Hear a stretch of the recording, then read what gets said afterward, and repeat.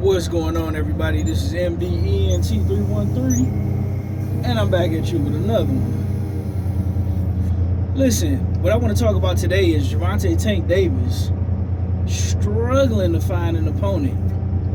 Now, I gotta admit, this is the first time in the history of boxing I've seen something like this, where one of the faces of boxing, or a guy that's considered to be a cash cow, a guy that you're gonna fight to where you're gonna pretty much get a very good payday for fighting him, win, lose, or draw, but you get a huge, you can capitalize tremendously if by some miracle you can beat that guy, right? And ever since Vasyl Lomachenko pulled out of the Gervonta Tank Davis fight last minute, Tank Davis has been struggling to find an opponent. One of his arch rivals, Shakur Stevenson, he's booked up. I think he's fighting Joe Cordina, if I'm not mistaken. El Rayo, which seems to be the next best opponent at 135, especially since he just beat Isak Pitbull Cruz, and prior to that, he knocked out Chris Colbert. He said that he's not coming back until after the new year, and Tank was trying to fight in November. So most of the key guys are pretty much booked up. Now, you do have Devin Haney out there, but allegedly Devin Haney is in talks to fight Liam Paro, right? So with that being said, who can Gervonta Tank Davis fight where it will be a sellable, marketable fight, to where, because in order to sell some of these fights, it's not just about seeing a guy that you want to, you like seeing. You want to see him up against solid competition to where at least the guy has a 40 to 50% chance of winning the fight. Other than that, it's really kind of a waste of time watching it, right? And I'm trying to think of, off the top of my head, at lightweight, the only people that's really left, because mostly everybody has moved up to 140. Unless Tank can go up to 140 and somehow strike a deal with Teofimo Lopez, right? I'm pretty sure, like, the Devin Haney fight would be big, but with all that Ryan Garcia controversy going on, it might not be as big as it should be.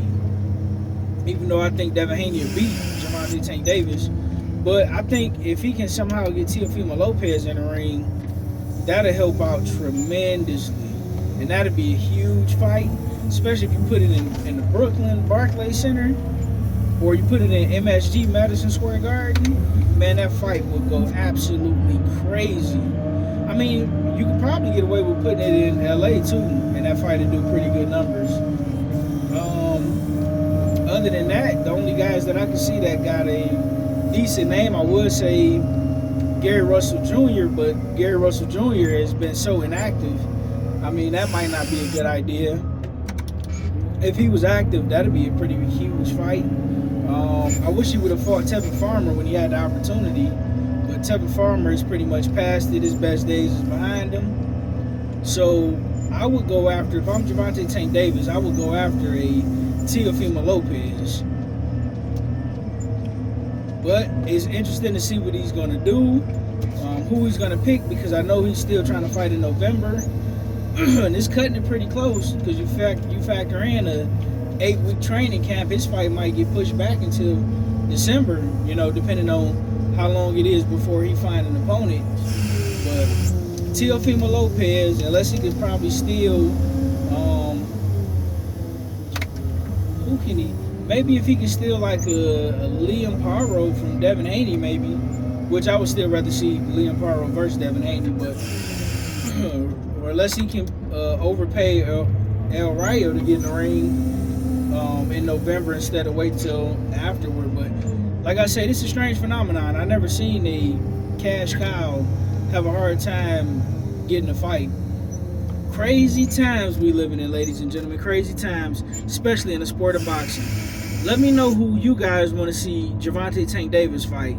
Since he can't get Shakur Stevenson, since Vasyl Lomachenko blatantly ducked him, and El Rayo said he's not coming back until the new year. Let me know who you think Gervonta Tank Davis should fight. Like, share, and subscribe.